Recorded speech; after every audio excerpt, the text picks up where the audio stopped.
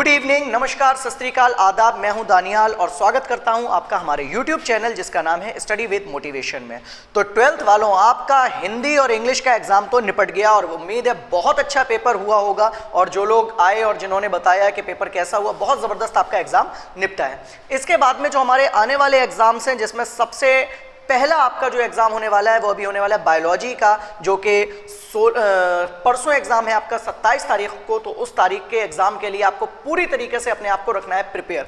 बिल्कुल टेंशन ना लो, बिल्कुल परेशान ना हो। चैप्टर कौन सा आएगा, क्या चैप्टर से ज्यादा आएगा, कितना तैयार करें, कौन कौन से क्वेश्चंस पढ़ें, बहुत से लोग इसमें कंफ्यूज हो रहे हैं, बहुत से लोग इसमें मैसेज कर रहे हैं। तो बिल्कुल परेशान ना होइए। आप देखो अभी हम लोग क्या करेंगे, अभी हम लोग सारे सिलेबस के एक एक चैप्टर के बारे में डिस्कस करेंगे। एक एक चैप्टर पे कौन कौन से टॉपिक पे हम लोग को नजर रखनी है, कौन से टॉपिक में कहां से कितना क्वेश्चन आ सकता है, वो सारा हम लोग को देखने को मेन हम लोग को वहां पर देखेंगे। आइए जल्दी से सबसे पहले हम लोग इसमें ध्यान दें। देखो हमारा जो पहला चैप्टर ना, हम लोग चैप्टर वाइज देखेंगे, कोई बिल्कुल परेशानी वाली उसमें बिल्कुल बात नहीं है, ठीक है। और टेंशन तो बिल्कुल लो ना यार, तुमने जितना पढ़ा है ना, तुमने जितनी चीजें करी हैं, जितनी चीजें मैंने आपको क्लास में करवाई हैं, आपको कोई टेंशन की जरूरत नहीं है। आप सिर्फ अपने नोट्स के ऊपर फोकस करो, एनसीईआरटी पर फोकस करो, ठीक है। 101% आपका पेपर उसी से आएगा, उसके अलावा कुछ नहीं, ठीक है। आपका पेपर आपके एनसीईआरटी से और आपके नोट्स से ही आने वाला है। बिल्कुल टेंशन फ्री होकर, रिलैक्स में रहकर, बिल्कुल टेंशन को हटाकर एग्जाम देना है आपको। बिल्कुल परेशान ना हो, आपने जितना पढ़ा है वो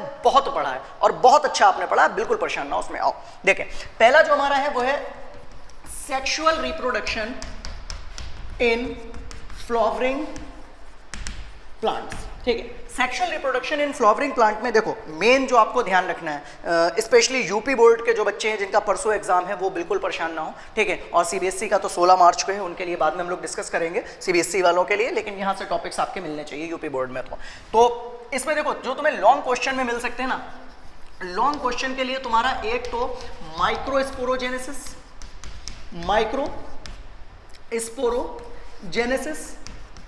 और मेगा स्पोरोजेनेसिस।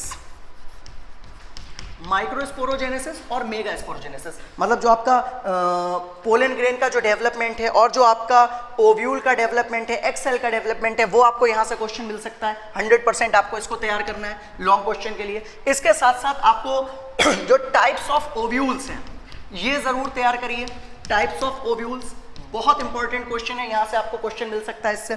दूसरी चीज, एक क्वेश्चन आपसे पूछा जाएगा इसी टॉपिक को, मेगा स्पोरोजेनेसिस को थोड़ा सा घुमाकर एनसीईआरटी की टर्म में 7 सेल्ड 8 न्यूक्लिएटेड स्ट्रक्चर हो सकता है, इस नाम से भी वो डायरेक्टली आपसे क्वेश्चन पूछ ले, ठीक है। तो इसको आपको तैयार रखना है। इसके अलावा जो आप टाइप्स ऑफ ओव्यूल पढ़ोगे ना इस चैप्टर के अंदर, टाइप्स ऑफ ओव्यूल में कुछ चीजें ध्यान रखना है कि कितने टाइप के आपके ओव्यूल्स हैं। वहां से ऑब्जेक्टिव क्वेश्चन बनने के भी चांसेस होते हैं कि आपको किसी एक ओव्यूल का नाम दे दिया गया, पूछ लिया गया किस प्लांट के अंदर ये ओव्यूल पॉसिबल है या इस ओव्यूल की पोजिशन क्या होती है, इस तरीके से आपसे क्वेश्चन यहाँ से पूछ लेगा।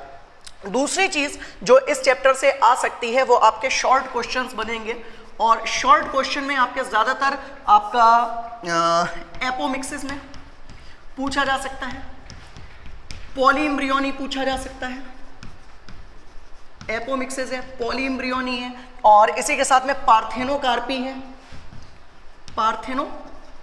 है, ये आपसे बहुत ज्यादा पूछा जा सकता है। इनके अंदर से ऑब्जेक्टिव भी आ सकते हैं। दूसरा जो पॉलिनेशन की अगर बात करें, पॉलिनेशन फिलहाल तो बहुत ज्यादा नहीं पूछा जाता है, लेकिन पॉलिनेशन अगर वो डालेगा तो लॉन्ग में आपको पॉलिनेशन डाल सकते हैं। या आपसे इस तरीके से भी क्वेश्चन किया जा सकता है कि इंसेक्ट पॉलिनेटेड प्लांट कौन से हैं, क्या कहलाते हैं, उनके क्या फीचर्स होते हैं, एयर पॉलिनेशन वाले कौन से होते हैं, एनिमोफिलस कौन से होते हैं। इस तरीके से वो आपसे क्वेश्चन देकर sexual reproduction in flowering plant में आपसे ज्यादातर वो क्वेश्चन कर सकता है। मेरे सामने पूरा आपका सिलेबस है रखा हुआ और उस सिलेबस को देखकर मैं आपको बता रहा हूँ क्या क्या चीजें यहाँ से पॉसिबल है। दूसरी चीज एक आप ध्यान रखिएगा, इसमें डबल फर्टिलाइजेशन से रिलेटेड क्वेश्चन, डबल फर्टिलाइजेशन का हो सकता है आपसे या तो शॉर्ट नोट पूछ लें कि डबल फर्टिलाइजेशन के बारे में आप बताइए, ठीक है, 2-3 नंबर में आपसे पूछ सकता है। या डबल फर्टिलाइजेशन को किसने डिस्कवर करा, नाम जरूर ध्यान रखिएगा, नवाज़चंद भाई का बहुत बार आता है। उसके साथ साथ डबल फर्टिलाइजेशन किस टाइप के प्लांट्स में होता है, एंजियोस्पर्म में होता है, तो आपको ये सारी चीजें आपसे पूछ सकता है। डबल फर्टिलाइजेशन के बाद में क्या प्रोडक्ट बनते हैं, पेन कैसे बनता है, एंडोस्पर्म में कितने क्रोमोसोम्स होते हैं, ये क्वेश्चन पूछ सकता है। इसके साथ ही साथ एक एम्फेसिस इस पे भी रखिएगा, थोड़ा सा ध्यान आप इस पे भी रखिएगा कि जो क्रोमोसोम्स का क्वेश्चन है आपसे कि मेगास्पोरोजेनेसिस के टाइम में इतने क्रोमोसोम थे, बाद में कितने क्रोमोसोम्स बचेंगे, माइक्रोस्पोरोजेनेसिस में कितने क्रोमोसोम्स थे, उसमें कितने क्रोमोसोम बच रहे हैं, या अगर हमारे पास कोई एंडोस्पर्म है, एंडोस्पर्म के अंदर इतने क्रोमोसोम्स हैं तो उसके पोलन ग्रेन में कितने क्रोमोसोम्स होंगे। इस तरीके से ऑब्जेक्टिव में उलझाने की कोशिश करेगा आपको एग्जामिनर। परेशान ना होना, टॉपिक पे डटे रहना और एक एक क्वेश्चन को सॉल्व करना ध्यान लगाकर, मन लगाकर। इस चैप्टर से आपको ये सारी चीजें मिलेंगी।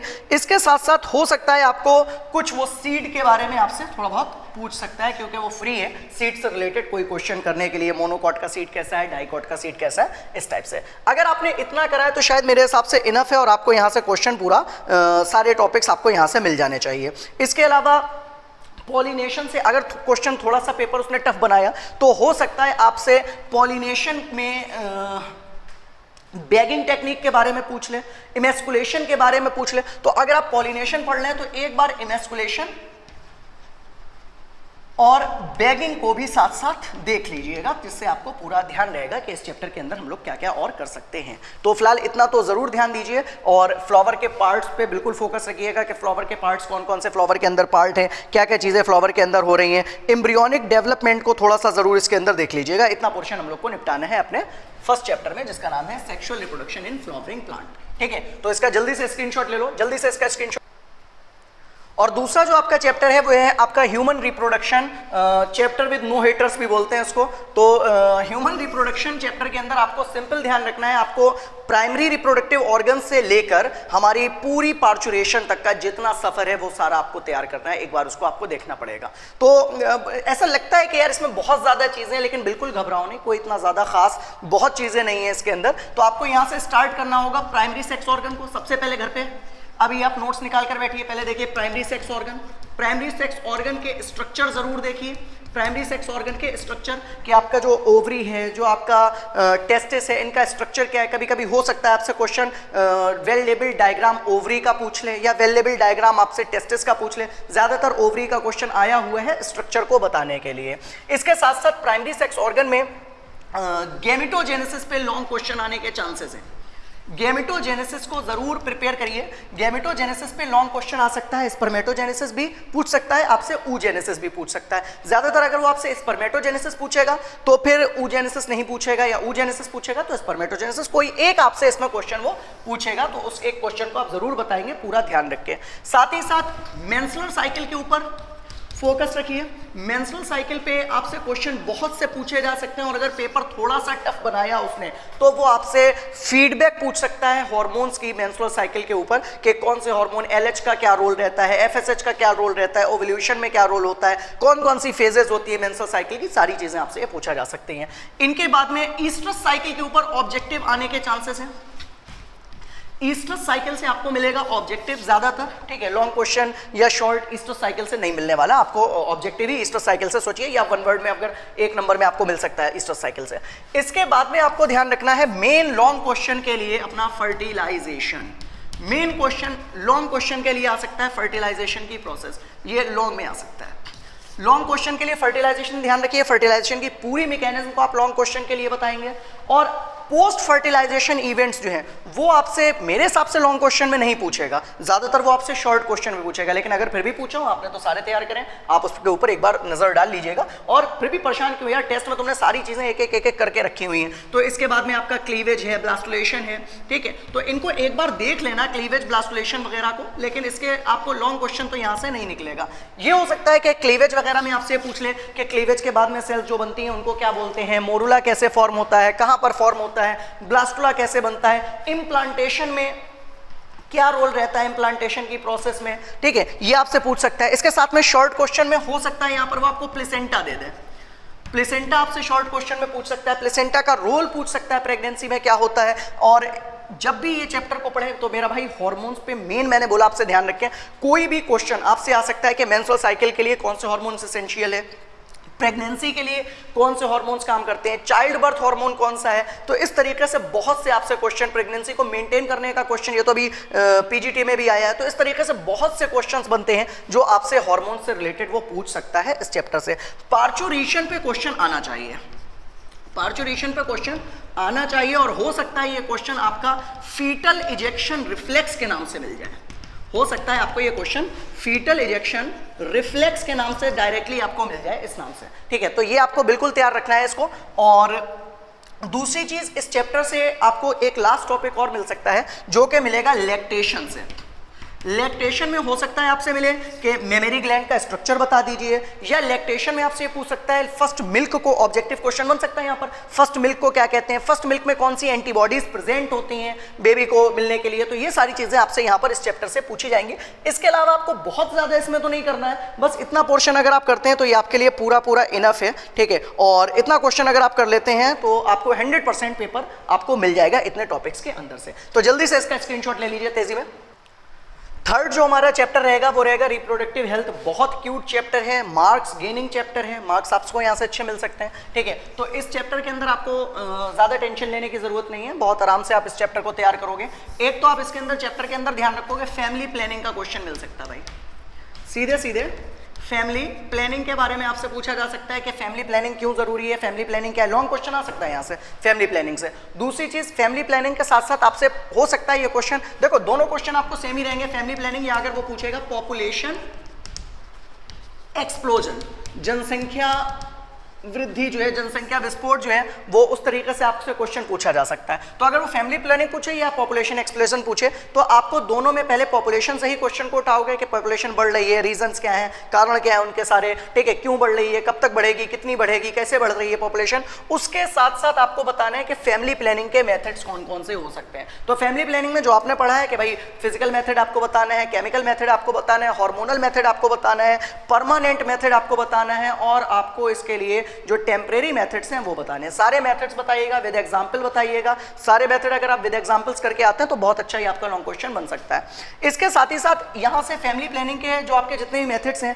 जैसे बैरियर मेथड्स कौन कौन से होते हैं, ये ऑब्जेक्टिव में आ सकता है, या इसके जगह पर आपके हार्मोनल मेथड्स कौन कौन से होते हैं, ये आपसे आ सकता है। कॉन्ट्रासेप्टिव्स के बारे में आपसे क्वेश्चन डायरेक्टली पूछा जा सकता है कि कौन कौन से कॉन्ट्रासेप्टिव्स हैं, कॉन्ट्रासेप्टिव सेफ हैं या नहीं है, क्यों बैरियर मेथड को सेफ माना जाता है, इस तरीके से आ सकता है। सेक्स एजुकेशन क्यों स्कूल में नेसेसरी है, ये तो एनसीईआरटी का क्वेश्चन ही है डायरेक्टली, बहुत बार ये क्वेश्चन आता है कि सेक्स एजुकेशन की जरूरत क्यों पड़ी है, हमें क्या बेनिफिट्स हैं हमारे सेक्स एजुकेशन से, ये सारे इस टाइप से क्वेश्चन आपसे पूछे जा सकते हैं।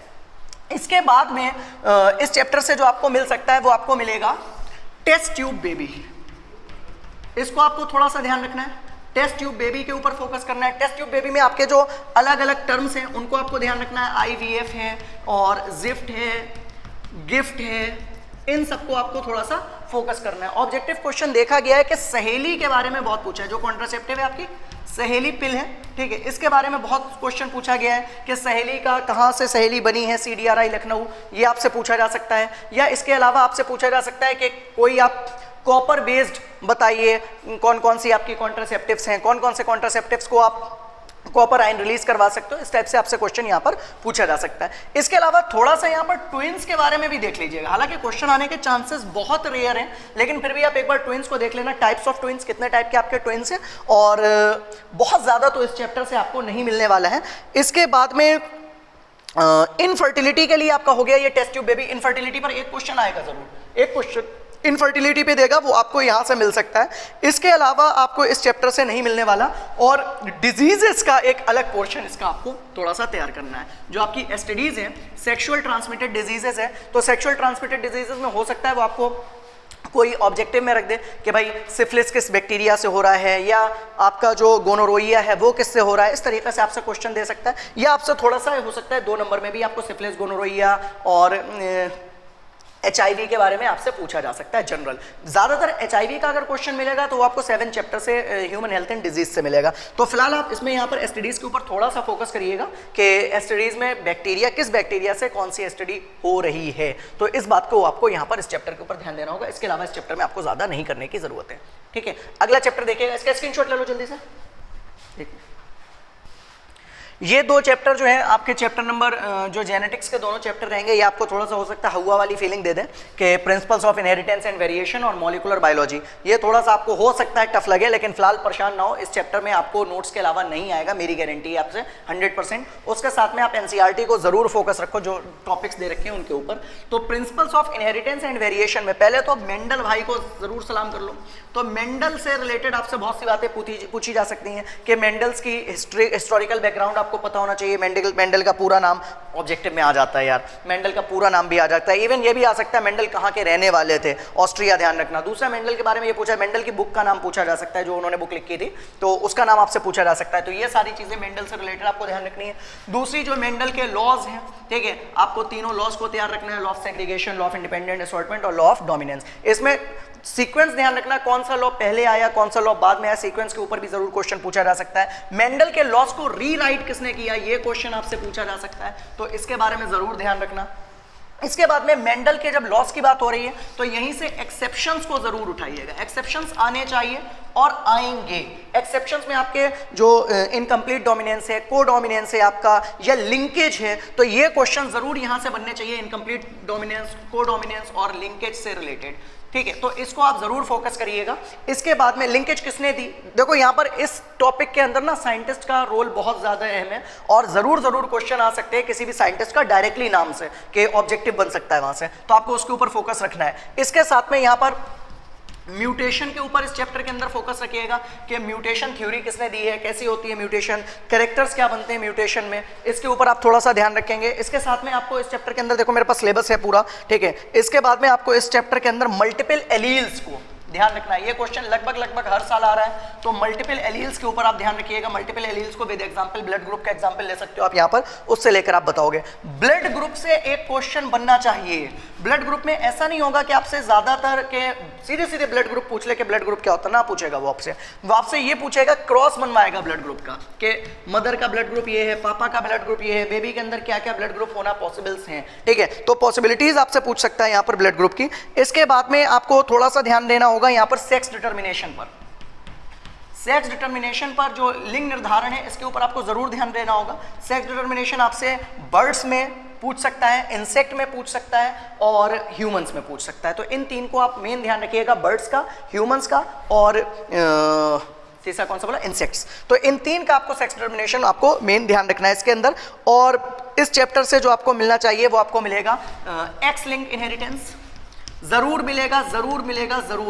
एक्स लिंक इनहेरिटेंस, फोकस करो इसके ऊपर। एक्स लिंक इनहेरिटेंस में आपको एक्स लिंक इनहेरिटेंस हो गए, वाई लिंक इनहेरिटेंस हो गए, डायरेक्टली डिजीज नाम से भी पूछी जा सकती है, क्रॉस भी दे सकता है वो आपको, के हीमोफीलिया का दे सकता है आपको, कलर ब्लाइंडनेस का दे सकता है, हाइपरट्राइकोसिस का दे सकता है, या इसके साथ में आपको बाल्डनेस का दे सकता है। तो ये सारे आपको क्रॉसेस यहाँ से एक्स लिंक डिसऑर्डर से आपको मिलेंगे और मिलना चाहिए। इसके साथ में कुछ आपके जो जनरल डिजीजेज हैं, आपकी मेंडेलियन डिसऑर्डर्स हैं जिसमें थैलेसीमिया वगैरह हैं, तो इनको आपको फोकस करना है। और साथ ही साथ डाउन सिंड्रोम, ये तो मिलेगा, डाउन सिंड्रोम पे क्वेश्चन मिलेगा, यूपी बोर्ड वालों मिलेगा, 100% मिलेगा। डाउन सिंड्रोम के ऊपर हो सकता है ये पूछ ले कौन से क्रोमोसोम के अफेक्शन की वजह से डाउन सिंड्रोम हो रहा है। टर्नर सिंड्रोम पूछ सकता है, कैरेक्टर्स पूछ सकता है उससे आपके डायरेक्टली। तो इन डाउन सिंड्रोम को, टर्नर सिंड्रोम को, लाइनफेल्टर सिंड्रोम को, इन सबको आपको थोड़ा सा फोकस करना होगा, सिंड्रोम्स को। और इतना अगर आप कर लेते हैं तो 100% मेरी गारंटी है कि इस चैप्टर से आपको क्वेश्चन मिलेगा और ये चैप्टर आपको अच्छे मार्क्स देगा। और अच्छा चैप्टर है और एक बोले तो टॉपर बनने वाला चैप्टर, क्योंकि देखो जनरल जितने भी आपके टॉपिक्स है ना वो हर बच्चा तैयार करेगा, ठीक है। जो अपर लेयर में आने वाला जो टाइम है ना वो ये चैप्टर्स तय करेंगे कि कौन बच्चा अपर लेयर में आएगा और कौन बच्चा एक कॉमन बच्चा बनकर रहेगा। ये चैप्टर और बायोटेक्नोलॉजी जरूर तैयार करिएगा। आइए इसके बाद में अगला चैप्टर देखते हैं, स्क्रीनशॉट लो जल्दी से। आइए अगला जो हमारा चैप्टर है जेनेटिक्स में, वो आपको मिलेगा molecular basis of inheritance. Molecular basis of inheritance में जितनी भी आपकी मॉलिक्यूलर बायोलॉजी है वो आपको तैयार करना है। मेन इसमें ध्यान रखना भाई, देखो सबसे पहले तो तुम्हारा न्यूक्लियोटाइड प्रिपेयर होना चाहिए पूरा। न्यूक्लियोटाइड का जो स्ट्रक्चर है ये आपको बिल्कुल प्रिपेयर होना चाहिए। कैसा होता है न्यूक्लियोटाइड, क्या क्या पोर्शन इसके अंदर आते हैं, कि आपको pentose sugar, nitrogenous base, phosphate group, ये सारी चीजें आपको तैयार होनी चाहिए विद स्ट्रक्चर। अगर आप स्ट्रक्चर बनाकर नहीं आएंगे तो आपके मार्क्स के ऊपर बहुत बुरा इफेक्ट पड़ने वाला है। तो स्ट्रक्चर जरूर इसके ध्यान रखिएगा। न्यूक्लियोटाइड करिए तो उसके स्ट्रक्चर साथ में बनाने हैं। इसके बाद में न्यूक्लियोटाइड करने के बाद में आपको search of genetic material, search of genetic material, के भाई जेनेटिक मटेरियल डीएनए है आपको कैसे पता कि ये बात कि डीएनए ही हमारा जेनेटिक मटेरियल है? इस बात के ऊपर जितने भी एक्सपेरिमेंट्स हैं, ध्यान रखना मेनली आपको जो मिलना चाहिए वो आपको ग्रिफिथ मिलना चाहिए, यहाँ से ग्रिफिथ एक्सपेरिमेंट मिलना चाहिए आपको, और हार्शी एंड चेज मिलना चाहिए। ग्रिफिथ मिलना चाहिए और हार्शी एंड चेज मिलना चाहिए। तो इसको आपको तैयार करना है यहाँ पर, हार्शी एंड चोखरामोबेरी एंड चेज एक्सपेरिमेंट। तो ये आपको यहाँ पर ध्यान रखना है, ये आपसे पूछे जाएंगे। हार्शी भी पूछा जा सकता है सीधे सीधे, और हार्शी चेज भी पूछा जा सकता है, और ग्रिफिथ भी पूछा जा सकता है। इसके बाद में देखो, जब आप न्यूक्लियोटाइड करोगे, सर्च ऑफ जेनेटिक मटेरियल करोगे, न्यूक्लियोटाइड के साथ साथ आपको डीएनए स्ट्रक्चर करना होगा।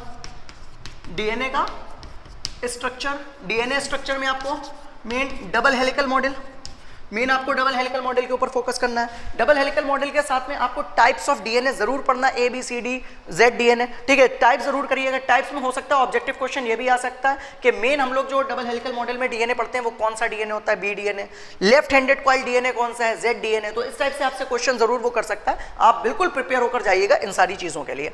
इसके बाद में देखो, एक लाइन में बोल रहा हूँ सेंट्रल डोगमा, एक लाइन में ध्यान रख लो, सेंट्रल डोगमा तैयार करना ही करना है, ठीक है, ये तो तैयार करना ही, पूरी मैकेनिज्म तैयार करनी है आपको सेंट्रल डोगमा की, कि डीएनए है, डीएनए से आपका आरएनए है, आरएनए से आपका प्रोटीन है, पूरी प्रोसेस को आपको इसको बिल्कुल प्रिपेयर कर रखना है। डीएनए टू डीएनए रेप्लिकेशन तैयार करनी है, ट्रांसक्रिप्शन तैयार करना है, ट्रांसलेशन तैयार करना है, रिवर्स ट्रांसक्रिप्शन भी आपको ध्यान देना है, ठीक है। तो इन सारी चीजों की पूरी मैकेनिज्म जरूर करिएगा। आ सकती है किसी पे भी आ सकती है भाई, डीएनए टू डीएनए भी पूछ सकता है, डीएनए टू आरएनए भी पूछ सकता है, आरएनए टू प्रोटीन भी पूछ सकता है, ठीक है। और आरएनए की जब बात हो रही है तो आरएनए के साथ साथ टाइप्स ऑफ आरएनए जरूर करना। Types of RNA, types of RNA में आपका ribosomal RNA, messenger RNA, transfer RNA, main focus रखेंगे इन तीनों आरएनए के ऊपर। उसके साथ साथ आपसे पूछा जा सकता है सॉल्युबल आरएनए कौन सा है, ठीक है, तो ट्रांसफर आरएनए का नाम ध्यान रखिएगा। क्लोवर लीफ मॉडल सीधे सीधे पूछ सकता है वो आपसे कि क्लोवर लीफ मॉडल किसने दिया था, ठीक है, रॉबर्ट हॉली का नाम वहां पर ध्यान रखिएगा बिल्कुल। क्लोवर लीफ मॉडल में जो स्ट्रक्चर था वो कौन सी लीफ के ऊपर बेस था, ये पूछा जा सकता है आपसे। सबसे कम न्यूक्लियोटाइड वाला आरएनए कौन सा है, ये क्वेश्चन आपसे पूछा जा सकता है। तो इस टाइप से आपको जरूर तैयार रखना है आपको ये पूरा पोर्शन, और इतना अगर आपने इसमें कर लिया तो 100% आपको यहाँ से क्वेश्चन मिल जाएगा। इसके बाद में दो टॉपिक और ध्यान रखना, ये वैसे तो सीबीएसई में बहुत पूछे जाते हैं, लेकिन ये यूपी बोर्ड में भी आ सकते हैं। एचजीपी, ह्यूमन जीनोम प्रोजेक्ट, बिल्कुल ध्यान रखेंगे कब स्टार्ट हुआ ह्यूमन जीनोम प्रोजेक्ट, कब तक चला ह्यूमन जीनोम प्रोजेक्ट, कितने नाइट्रोजनस बेस पेयर को स्टडी करने की बात थी इसमें, ठीक है, और इसका जो सॉफ्टवेयर है ह्यूमन जीनोम प्रोजेक्ट का, वो सॉफ्टवेयर कौन सा है, ये सारी चीजों को आपको ध्यान रखना है। प्रोजेक्ट के बारे में एक एक चीज ध्यान रखिएगा, सारी चीजें नोट्स में अवेलेबल है आपके पास, ठीक है। तो बिल्कुल घबराओ नहीं, बस एक एक बार आप अभी रात में बैठकर सुकून से देखो, मेरी गारंटी है टॉप आप करोगे, 101% आप करोगे, ठीक है, और कोई है ही नहीं, तो बिल्कुल चक्कर में ना पड़ो। इसके साथ में आपको एक चीज का और फोकस करना है भाई, लेक ओपेरॉन मॉडल आना चाहिए ये मेरे हिसाब से, ठीक है, और अगर ये आता है तो पेपर अच्छा होगा। तो लेक ओपेरॉन मॉडल आपका साथ ही साथ आना चाहिए। लेक ओपेरॉन मॉडल के अंदर आपको मेन स्ट्रक्चर बनाकर आना, जैसे आपने पूरा करा था, पूरी आपने वहां पर प्रोसेस दिखाई थी कैसे लैक्टोजन अंदर एंटर कर रहा था, लैक्टोज, ठीक है, तो उससे पूरी आपको प्रोसेस को देखने को मिलेगी। स्विच ऑन कैसे हो रहा है, स्विच ऑफ कैसे हो रहा है, क्योंकि लेक ओपेरॉन का क्वेश्चन पता है क्यों इंपॉर्टेंट हो रहा है, क्योंकि लेक ओपेरॉन से आपका जीन एक्सप्रेशन और जीन रेगुलेशन आपका क्लियर हो जाएगा। तो ये बात थोड़ा सा आप यहाँ पर फोकस रखोगे जरूर, ठीक है। इसका जल्दी से स्क्रीनशॉट लो, फिर अगले चैप्टर पे चलते हैं हम लोग। अगला चैप्टर है आपका human health and disease. Human health and disease से पहले इवोल्यूशन चैप्टर है, वो सीबीएसई के लिए। सीबीएसई वालों इवोल्यूशन तैयार करना अपना, ठीक है, इवोल्यूशन तैयार करना, हम लोग उसकी बाद में बात कर लेंगे किसी दिन, लेकिन अभी क्योंकि परसों पेपर यूपी बोर्ड का है तो इस वजह से मेन हम लोग यूपी बोर्ड के ऊपर काम कर रहे हैं अभी। तो ह्यूमन हेल्थ एंड डिजीज के अंदर देखो, आपको पहली चीज तो पैथोजेंस पता होने चाहिए क्या होते हैं, ठीक है, क्या लिख दिया हमने, पैथोजेंस आपको पता होना चाहिए। इसके अलावा डिजीज होती क्या है, ये इसके ऊपर क्वेश्चन आ सकता है भाई सीधे सीधे। डिजीज क्या होती है, कितने टाइप की डिजीज होती है, एक्यूट डिजीज कौन सी है, क्रॉनिक डिजीजेस कौन सी हैं, इस टाइप से क्वेश्चन आपसे यहाँ से पूछ सकता है। इसके बाद में आपको यहाँ पर जो मेन डिजीजेस है ना इस चैप्टर में, उसके ऊपर फोकस करना। देखो लॉन्ग क्वेश्चन अगर मिला तो मिलेगा मलेरिया पे या मिलेगा एचआईवी पे। इस चैप्टर से अगर लॉन्ग क्वेश्चन मिलता है तो आपको मिलेगा या मलेरिया से या एचआईवी से। इसके अलावा शॉर्ट क्वेश्चन के लिए अलग अलग डिजीज ध्यान रखना, जैसे रिंग वॉर्म हो गया आपका, ठीक है, एमीबियासिस हो गया आपका, कॉमन कोल्ड हो गया, तो इससे आपको जो है शॉर्ट क्वेश्चन यहाँ से आपको मिलने के चांसेस हो सकते हैं। लेकिन ये दोनों क्वेश्चन आपके लॉन्ग क्वेश्चन की लाइफ साइकिल जरूर देख लेना भाई, मलेरिया की लाइफ साइकिल सीधे सीधे हो सकता है। अब आपसे ये भी पूछ ले कि प्राइमरी होस्ट कौन है मलेरिया के केस में, सेकेंडरी होस्ट कौन है, लाइफ साइकिल का डायग्राम दिखा दो खाली। HIV में एड्स के बारे में पूछ सकता है कि जो एड्स है वो किस टाइप का वायरस है, ठीक है, RNA वायरस है, DNA वायरस है, किस टाइप का वायरस है वो, उसका स्ट्रक्चर पूछ सकता है, कैप्सिड का स्ट्रक्चर पूछ सकता है। इस टाइप से आपको इसको ध्यान रखनी है। एड्स की ड्रग्स पूछ सकता है आपसे, ठीक है, विंडो पीरियड्स के बारे में पूछ सकता है, एड्स के लिए कौन सी टेस्टिंग होती है इसके बारे में आपसे पूछ सकता है, टेस्टिंग में कौन से ब्लड पेपर यूज किए जाते हैं इसके बारे में आपसे पूछ सकता है। ये सारी चीजें आपको मेन फोकस करनी है। इसके बाद में इम्यूनोलॉजी से, इसी चैप्टर के अंदर इम्यूनोलॉजी से आपका जो इम्यून सिस्टम है उसको प्रिपेयर करिए। इम्यून सिस्टम में टाइप्स ऑफ इम्यूनिटी जरूर करिए, ठीक है, टाइप्स ऑफ इम्यूनिटी में आपकी इन्नेट और एक्वायर्ड उसके बिहाफ पर कैटेगराइज करिए, ठीक है, और इन्नेट इम्यून सिस्टम और एक्वायर्ड इम्यून सिस्टम दोनों इम्यून सिस्टम को आप साथ ही साथ कीजिए। इसके साथ में आप एंटीबॉडी के स्ट्रक्चर को जरूर देखेंगे। एंटीबॉडी क्या है, एंटीबॉडी का स्ट्रक्चर कैसा है, इम्यूनोग्लोबुलिन्स कितने टाइप के आपके पास में, ठीक है, तो जो आपके इम्यूनोग्लोबुलिन्स हैं, immunoglobulin A, immunoglobulin E, immunoglobulin D, immunoglobulin G, immunoglobulin M, इनको आप जरूर फोकस करिए पांचों को। और इसका जो वाई शेप्ड स्ट्रक्चर बनवाया था, ठीक है, उस स्ट्रक्चर के ऊपर जरूर फोकस करिएगा, वाई शेप्ड स्ट्रक्चर के ऊपर जरूर फोकस करिएगा। इपीटोप क्या होते हैं, इसमें पैराटोप क्या होते हैं, ये सारी चीजें आपसे वो पूछ सकता है एग्जामिनर। इसके साथ साथ इम्यून सिस्टम के साथ साथ इस चैप्टर के अंदर आपको ड्रग्स के ऊपर ध्यान रखना है, ठीक है, ड्रग्स के ऊपर ध्यान रखना है आपको। एल्कोहल एब्यूजेस का आपको ध्यान रखना है, कितने टाइप की ड्रग्स होती हैं, कौन कौन सी ड्रग्स हैं जो आपके ऊपर अलग अलग इफेक्ट दे रही हैं, ठीक है, ट्रैंकुलाइजर्स क्या है, हेलुसिनोजेंस क्या है, ओपीएम कहाँ से मिलती है, ठीक है, अफीम कहाँ से मिलती है, इन सारी चीज़ों के बारे में ज़रूर ध्यान रखिएगा क्योंकि ड्रग्स के ऊपर एक क्वेश्चन कम से कम आपको मिलेगा, कम से कम एक क्वेश्चन आपको ड्रग्स के ऊपर मिलेगा। तो बिल्कुल टेंशन नहीं लेने का इस चैप्टर का और बहुत आराम से ध्यान रखो। ह्यूमन हेल्थ एंड डिजीज को बिल्कुल इसको तैयार करिएगा, जल्दी से स्क्रीनशॉट ले लीजिए इसका। अगला चैप्टर हम लोग का माइक्रोब्स इन ह्यूमन वेलफेयर, मानव जीवन में सूक्ष्म जीव। तो इसमें आपको बिल्कुल थोड़ी सी चीजें ध्यान रखनी है माइक्रोब्स इन ह्यूमन वेलफेयर में कि भाई जो माइक्रोब्स हमारे हैं ना, जो हमारे सूक्ष्म जीवी हैं, इनका आपको रोल ध्यान रखना है। और क्वेश्चन अगर लॉन्ग क्वेश्चन यहाँ से आया, अदरवाइज हमें नहीं लग रहा है कि यहाँ से लॉन्ग क्वेश्चन आ सकता है। फिलहाल अगर लॉन्ग क्वेश्चन इसके अंदर से आया तो आपसे पूछा रहेगा कि कहाँ का कौन कौन सी फील्ड में हमारे माइक्रोब्स का रोल है। तो आपको फूड प्रोडक्शन में ध्यान रखना है इसका रोल, इंडस्ट्री प्रोडक्शन में आप इसका रोल बता कर आओगे, ठीक है, और एल्कोहल वगैरह बनाने में इसका रोल आप लिख कर आओगे। इतने सारे काम तो आपको करने हैं। इसके अलावा सीवेज ट्रीटमेंट के ऊपर क्वेश्चन आना चाहिए, ठीक है, सीवेज ट्रीटमेंट के ऊपर क्वेश्चन 100% आना चाहिए। सीवेज ट्रीटमेंट में आपको प्राइमरी ट्रीटमेंट, सेकेंडरी ट्रीटमेंट, कैसे सीवेज ट्रीटमेंट करते हैं, इससे क्वेश्चन आ सकता है। या यहां से आप देख सकते हो बायो फर्टिलाइजर्स को, इस चैप्टर से आप दे सकते हो बायो फर्टिलाइजर को। बायो फर्टिलाइजर्स आपसे पूछे जा सकते हैं कि कितने टाइप के बायो फर्टिलाइजर्स होते हैं, कौन कौन से बायो फर्टिलाइजर्स होते हैं, ठीक है, कैसे प्रोड्यूस्ड होते हैं बायो फर्टिलाइजर्स, इनको आपसे यहाँ पर पूछ सकता है। इसके अलावा इस चैप्टर से थोड़ा सा फोकस रखिएगा गंगा एक्शन प्लान पर, ठीक है, थोड़ा सा फोकस रखिएगा गंगा एक्शन प्लान के ऊपर, यमुना एक्शन प्लान के ऊपर कब स्टार्ट हुए, ठीक है, इनमें को क्या क्या रोल है, कैसी प्रोसेस है इसकी। इसके अलावा इस चैप्टर के अंदर से एनर्जी प्रोडक्शन में माइक्रोब्स का क्या रोल है, और साथ ही साथ आपको ध्यान रखना है एंटीबायोटिक्स प्रोडक्शन में, ठीक है। तो एंटीबायोटिक्स प्रोडक्शन में आप जब इसको करोगे तो मेडिकल साइंस के अंदर आपके माइक्रोब्स का रोल आ जाएगा। कौन कौन सी एंटीबायोटिक्स कौन कौन से बैक्टीरिया से ऑब्टेन होती हैं, तो इसको आपको ध्यान रखना होगा। पहली एंटीबायोटिक आपने किससे प्रोड्यूस करी थी, ये क्वेश्चन आ सकता है। तो पेनिसिलिन वाला जो कॉन्सेप्ट है ना, तो वो तो बिल्कुल ध्यान रखना, पेनिसिलिन वाला कॉन्सेप्ट हो सकता है वहां से आपसे सीधे सीधे वो क्वेश्चन दे सके, ठीक है। तो बस बहुत क्यूट सा चैप्टर है, ज्यादा कुछ नहीं करना। सीवेज ट्रीटमेंट के ऊपर थोड़ा सा मेरे हिसाब से ज्यादा फोकस कर लेना, और सीवेज ट्रीटमेंट यहां से आपसे पूछा जा सकता है और पूछा जाएगा, ठीक है। इसके अलावा बायो कंट्रोल एजेंट पे शायद क्वेश्चन पूछे, अगर पूछेगा तो ऑब्जेक्टिव में पूछेगा, वो आईपीएम के हिसाब से आपसे पूछेगा, इंटीग्रेटेड पेस्ट मैनेजमेंट में आपसे पूछ सकता है कि भाई कौन से वायरस हैं जो लगते हैं इंसेक्ट्स के ऊपर, और कौन से बैक्टीरियाज हैं, माइक्रोब्स हैं जो इंसेक्ट्स के ऊपर लगते हैं, वो इंसेक्ट्स जो पेस्ट हैं जो हमारे लिए हार्मफुल हैं उनके ऊपर लगते हैं। तो आईपीएम से रिलेटेड अगर पूछेगा तो ऑब्जेक्टिव में ही पूछेगा, अदरवाइज आपसे लॉन्ग क्वेश्चन यहाँ से नहीं मिलने वाला। ये चैप्टर जरूर आप तैयार करिएगा, बहुत इंपॉर्टेंट चैप्टर है, जल्दी से स्क्रीनशॉट लीजिए। इसके बाद भाई साहब जो आपके अगले चैप्टर, दो चैप्टर जो अगले हैं 11 और 12, वो दोनों चैप्टर आपके हैं बायोटेक्नोलॉजी के। दोनों चैप्टर के अंदर फर्क क्या है, पहला चैप्टर होगा biotechnology principles and techniques, biotechnology principles. तो बायोटेक्नोलॉजी प्रिंसिपल से आपको क्वेश्चन जरूर मिलेगा, लॉन्ग क्वेश्चन मिलेगा आपको यहाँ से। लॉन्ग क्वेश्चन में आपसे हो सकता है कि रिकॉम्बिनेंट डीएनए के बारे में पूछ ले आपसे कि रिकॉम्बिनेंट डीएनए कैसा होता है, रिकॉम्बिनेंट डीएनए कैसे फॉर्म होता है, तो रिकॉम्बिनेंट डीएनए सीधे सीधे पूछ सकता है। या इसी क्वेश्चन को आपसे वो जेनेटिक इंजीनियरिंग के नाम से आपसे पूछ सकता है क्वेश्चन। तो जेनेटिक इंजीनियरिंग की प्रोसेस मैकेनिज्म या रिकॉम्बिनेंट डीएनए की प्रोसेस मैकेनिज्म, अगर ये पूछेगा तो यहाँ से लॉन्ग क्वेश्चन के लिए ये पूछ सकता है। इसके अलावा शॉर्ट क्वेश्चन जो यहाँ से बन सकते हैं वो आपके रेस्ट्रिक्शन एंजाइम पर बन सकता है, ठीक है, कि रेस्ट्रिक्शन एंजाइम कौन कौन से होते हैं, रेस्ट्रिक्शन एंजाइम्स का क्या रोल है, रेस्ट्रिक्शन एंजाइम कैसे वर्क करते हैं। ऑब्जेक्टिव में पूछ सकता है मॉलिक्यूलर सीजर्स कौन से एंजाइम्स को कहते हैं, कौन से ग्रुप के एंजाइम्स होते हैं रेस्ट्रिक्शन एंजाइम, या सीधे सीधे पूछ सकता है फर्स्ट रेस्ट्रिक्शन एंजाइम कौन सा था, इस तरीके से। इसके अलावा प्लाज्मिड्स के लिए थोड़ा सा जरूर पढ़ लीजिएगा, ठीक है। प्लाज्मिड्स में स्पेशली जो आपका PBr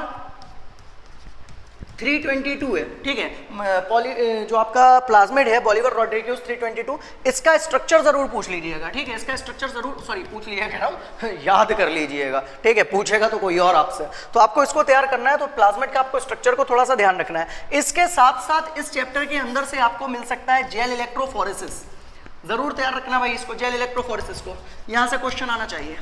जेल इलेक्ट्रोफोरेसिस पूछा जा सकता है, और जेल इलेक्ट्रोफोरेसिस के साथ साथ आपसे पीसीआर पूछी जा सकती है। पता है पीसीआर ना ऑब्जेक्टिव में आ सकती है, अगर पीसीआर शॉर्ट में आएगी या पीसीआर ऑब्जेक्टिव में आएगी। पीसीआर की फुल फॉर्म आ सकती है, पीसीआर को किसने इन्वेंट करा ये आ सकता है, पीसीआर का रोल आ सकता है, क्या रोल है पीसीआर का, क्या काम है पीसीआर का, इस तरीके से वो आपको क्वेश्चन जरूर दे सकता है इस चैप्टर से, ठीक है। और इसके साथ साथ ये चैप्टर ना आपका डबल चैप्टर है। तो डबल चैप्टर का मतलब क्या है कि बायोटेक्नोलॉजी के आपके 2 चैप्टर है, एक तो आपका बायोटेक्नोलॉजी प्रिंसिपल हो गया, ठीक है, और दूसरा आपका हो गया बायोटेक्नोलॉजी एप्लीकेशंस। एप्लीकेशंस में आपका लॉन्ग क्वेश्चन अगर मिलेगा तो आपको सीधा सीधा पूछ लेगा कि पूरा रोल बायोटेक्नोलॉजी का, पूरा रोल अलग अलग फील्ड्स में, जिसमें आपको एग्रीकल्चर में बायोटेक्नोलॉजी के रोल को ध्यान रखना है, एग्रीकल्चर में इसको ध्यान रखना है, एग्रीकल्चर के साथ साथ मेडिसिन में आपको ध्यान रखना है कि भाई मेडिकल लाइन में हम बायोटेक्नोलॉजी का क्या क्या रोल है, ठीक है। उसके अलावा इंडस्ट्रियल लेवल पर बायोटेक्नोलॉजी का क्या रोल है ये आपसे पूछा जा सकता है, तो इसको आपको थोड़ा सा फोकस करना है। एग्रीकल्चर पर जो आपकी बीटी क्रॉप्स हैं इनके ऊपर जरूर फोकस करिएगा। बीटी क्रॉप्स क्या होती है, क्यों कहते हैं बीटी क्रॉप को बीटी क्रॉप, ठीक है, तो यहाँ पर थोड़ा सा आप इसको ध्यान रखिएगा। बीटी क्रॉप बनाई कैसे जाती है इसको ध्यान रखना। मेडिसिन वाले पोर्शन में अगर ये तुम्हें लेकर आएगा तो यहाँ पर पूछेगा इंसुलिन को, यहाँ पर अगर पूछेगा तो पूछेगा इंसुलिन को, जो ह्यूमिलिन है ना, तो ह्यूमिलिन किसने बनाई, एली लिली ने बनाई, थोड़ा सा ये चीज ध्यान रखिएगा। इंसुलिन को कैसे फॉर्म किया, कैसे इंसुलिन के 2 अलग अलग स्ट्रैंड बनाए, क्यों इंसुलिन को हमने बनाना पड़ा अलग से, तो ये सारे रोल आपसे यहाँ पर पूछा जा सकता है। इसके अलावा आपने पढ़ा था कि जो बायोटेक्नोलॉजी के अलग अलग रोल थे कि जैसे गोल्डन राइस है या रोजी काऊ है, ठीक है, इस टाइप से जो आपकी छोटी छोटी इंपॉर्टेंस थी वो जरूर देख लीजिएगा। मैंने आपको स्पेशल नोट्स ऑब्जेक्ट एरो बनाकर लिखवाए थे कि ये क्वेश्चन यहाँ से आ सकते हैं, तो उसको आपको जरूर ध्यान रखना है इस चैप्टर के अंदर से।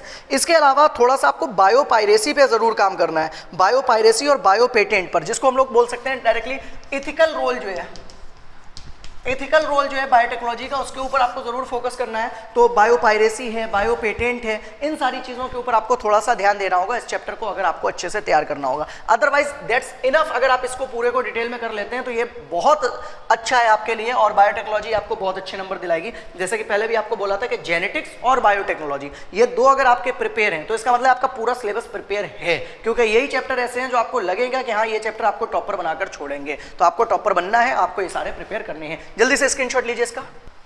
इसके बाद लास्ट यूनिट है हम लोग की इकोलॉजी। इकोलॉजी में हमारे ना 3 चैप्टर हैं। एक तो हमारा पहला है ऑर्गेनिज्म एंड पॉपुलेशन, दूसरा है हमारा इकोसिस्टम, और तीसरा है हमारा बायोडाइवर्सिटी एंड कंजर्वेशन। तो मैं क्या करना है ना, मैं इकोलॉजी को एक साथ ही ले रहा हूँ तीनों को, तो आप बिल्कुल उसमें टेंशन ना लो, बिल्कुल परेशान ना लो। इसमें क्या करना है, सिंपल हम लोग को पहला तो इकोलॉजी के अंदर देखो, सबसे पहले तो आप घर पे जाकर अभी तैयार करो इकोसिस्टम को। ये चैप्टर वैसे तो आपका इसमें सेकेंड है, इस यूनिट के अंदर सेकंड चैप्टर का टॉपिक है, आप इकोसिस्टम को तैयार करो, लेकिन करो, ठीक है। तो पहले तो आप सेकंड चैप्टर से उठाओ, इसका इकोसिस्टम तैयार करो। इकोसिस्टम के साथ साथ आप प्रोडक्टिविटी क्या है इसको जरा जल्दी से देखो, ठीक है। प्रोडक्टिविटी में आपका प्राइमरी प्रोडक्टिविटी, सेकेंडरी प्रोडक्टिविटी, इसको आपको तैयार करना है। इसके साथ साथ डिकम्पोजिशन को जरूर देखो, डिकम्पोजिशन के जो स्टेप्स पढ़े थे आपने, ठीक है, तो डिकम्पोजिशन के कौन कौन से स्टेप्स हैं, डिकम्पोजिशन किन किन स्टेप्स में होता है, इसको आप जरूर तैयार करोगे। इसके साथ में इस चैप्टर से ना तुम्हें मिलने वाला है, देखो, एनर्जी फ्लो। इस चैप्टर से तुम्हें ध्यान रखना है एनर्जी फ्लो का। और यूपी बोर्ड में तो अगर बोले तो एनर्जी फ्लो के साथ में फूड चेन आ सकती है, ठीक है। तो फूड चेन जरूर ध्यान रखो, फूड वेब ध्यान रखो, यहाँ से फूड चेन हो गई, फूड वेब हो गई, ठीक है। और एल्टोनियन पिरामिड्स, जो इकोलॉजिकल पिरामिड्स हैं इनके ऊपर थोड़ा सा ध्यान देना, ठीक है। एल्टोनियन पिरामिड्स में देखा ये गया है कि या तो ये 3 नंबर में क्वेश्चन आता है ज्यादातर। इसके अलावा पिरामिड्स के बारे में आपसे पूछा जा सकता है कौन सा पिरामिड इन्वर्टेड हो सकता है, कौन सा पिरामिड इन्वर्टेड नहीं हो सकता है, एनर्जी फ्लो कैसा होता है, 10% एनर्जी लॉ के बारे में जरूर पूछ सकता है वो आपसे, ठीक है। लिंडमैन्स जो रूल था वो आपसे पूछ सकता है 10% एनर्जी लॉ के साथ में इस चैप्टर से। इसके साथ में जो आपका इकोलॉजिकल सक्सेशन है, इकोलॉजिकल सक्सेशन है, सीबीएसई ने इकोलॉजिकल सक्सेशन को इस बार हटा दिया है, ठीक है, जिसमें जीरो सीरी हाइड्रो सीरी वगैरह है, सीबीएसई ने हटा दिया। यूपी बोर्ड में आने के चांसेस हो सकते हैं थोड़े से, तो इकोलॉजिकल सक्सेशन एक बार देख लेना, जीरो सीरी हाइड्रो सीरी को कहाँ से, इसकी पाइनियर स्टेज कौन सी है, कॉम्प्लेक्स स्टेज कौन सी है, तो इस तरीके से क्वेश्चन आ सकता है। अदरवाइज सीबीएसई ने इस साल से ये क्वेश्चन हटा, ये चैप्टर का ये पोर्शन जो है एक्सक्लूड कर दिया, हटा दिया है। इसके बाद में जो आपका दूसरा चैप्टर, ये तो आपका इकोसिस्टम का पोर्शन हो गया। दूसरा जो इसमें चैप्टर है वो सॉरी पहला चैप्टर है वो, मैंने तो दूसरा पहले बोला आपका, ठीक है। दूसरा चैप्टर है आपका जो है ऑर्गेनिज्म एंड पॉपुलेशन। इसमें ना, इसमें तुम्हें ध्यान रखना है इंटरेक्शंस। इस चैप्टर के अंदर सिर्फ और सिर्फ आपको इंटरेक्शन पढ़ना है, ठीक है। तो इंटरेक्शन अगर आप सारे टाइप के इंटरेक्शन पढ़ लेते हो, सारे टाइप के इंटरेक्शन में आपका सिम्बायोसिस हो गया और आपका प्रोटो कोऑपरेशन हो गया, ठीक है, आपका म्यूचुअलिज्म हो गया, ठीक है। तो अगर आप म्यूचुअल, क्या लिख रहा है यार, अगर आपका म्यूचुअलिज्म हो गया, म्यूचुअलिज्म के साथ में प्रीडेशन हो गया, कॉम्पिटिशन हो गया, अमंसालिज्म हो गया, कमंसालिज्म हो गया, इतने टाइप के अगर आप इंटरेक्शन कर लेते हो बिटवीन द पॉपुलेशंस, ठीक है, तो ये आपके लिए इनफ है, ठीक है, ये आपके लिए इनफ है। अडेप्टेशन यूपी बोर्ड में आ सकती हैं, सीबीएसई ने फिलहाल हटा दी हैं, ठीक है। अडेप्टेशन यूपी बोर्ड में आ सकती है, सीबीएसई ने हटा दी है। एक बार अडेप्टेशन देख जरूर लेना, गारंटी नहीं है यहाँ से क्वेश्चन आएगा नहीं आएगा, लेकिन हाँ आ सकता है, ठीक है। तो एक बार आप देख कर जरूर जाना, अभी आपके पास बहुत टाइम है, बहुत आराम से आप सारी चीज़ों को तैयार कर सकते हो। इसके बाद में इकोसिस्टम में जो आपके बायोटिक एबायोटिक फैक्टर है, तो एबायोटिक फैक्टर की जो डिटेल्स थी वो हटा दी हैं, ठीक है, तो वो नहीं आ सकती बहुत ज़्यादा में, लेकिन फिर भी एक बार आप देख लेना एबायोटिक फैक्टर्स का इफेक्ट। साथ ही साथ सॉइल प्रोफाइल जरूर देखना है, यहाँ से सॉइल प्रोफाइल जरूर देख लेना यहाँ से यूपी बोर्ड वालों, ठीक है, कि सॉइल प्रोफाइल में कौन कौन से जोन्स हैं, कौन कौन से रीजन्स हैं हमारी सॉइल के, इससे क्वेश्चन आपका यहाँ से मिल सकता है। इसके बाद में लास्ट जो आपका चैप्टर है वो है आपका बायोडाइवर्सिटी। लास्ट जो है वो आपका है बायोडाइवर्सिटी एंड कंजर्वेशन। देखो बायोडाइवर्सिटी पे अगर लॉन्ग मिला तो मिलेगा इन सीटू कंजर्वेशन, ठीक है, अगर लॉन्ग यहाँ से मिला तो in situ conservation. Ex situ conservation का लॉन्ग तो नहीं देते हैं, लेकिन वो कुछ भी सकता है, ठीक है, कि फिलहाल आप ex situ in situ दोनों को देख लेना। इन सी टू मेरे हिसाब से ज़्यादातर ये आपको लॉन्ग क्वेश्चन के हिसाब से मिल सकता है। इसके अलावा इन सी टू कंजर्वेशन से अगर पूछा तो नेशनल पार्क जरूर पूछ सकता है आपसे वो, ठीक है, कि कौन कौन से नेशनल पार्क है, कितने नेशनल पार्क हैं देश में, ठीक है। तो आप सारे नेशनल पार्क्स के नाम तो नहीं याद रख सकते, लेकिन मैंने आपको लगभग 30-35 नेशनल पार्क्स के नाम याद करवाए हैं, ठीक है, जिसमें आप बड़ा खुश होते थे कल्ला कड्डू मुंडन थुराई नेशनल पार्क कहाँ है, तो आप बाकी काफ़ी हजस के नागार्जुना सागर नेशनल पार्क। तो इस तरीके से फिलहाल इतने टफ वाले नहीं पूछे जाएंगे, आपसे सिंपल वाले पूछे जाएंगे कि काजीरंगा नेशनल पार्क कहाँ पर है, ठीक है, मानस नेशनल पार्क कहाँ पर है, पहला नेशनल पार्क कौन सा है, ठीक है, दुनिया का नेशनल पार्क पहला कौन सा है, तो इस तरीके से आपसे यूपी का नेशनल पार्क कौन कौन से हैं, तो इस तरीके से आपसे क्वेश्चन यहाँ से आ सकते हैं इन सीटू कंजर्वेशन से। साथ ही साथ थोड़ा सा आप एक क्वेश्चन जरूर ध्यान रखिएगा इस पर कि भाई जो वाइल्ड लाइफ एक्ट है, वाइल्ड लाइफ एक्ट है, ये कब लगा, वाइल्ड लाइफ एक्ट कब लगा, प्रोजेक्ट टाइगर कब लॉन्च हुआ, ठीक है, तो ये डिफरेंट जो प्रोजेक्ट्स हैं इसको ध्यान रखिएगा, वाइल्ड लाइफ एक्ट को थोड़ा सा ध्यान रखिएगा, बायोस्फीयर रिजर्व्स को थोड़ा सा यहाँ से ध्यान रखिएगा इस चैप्टर से।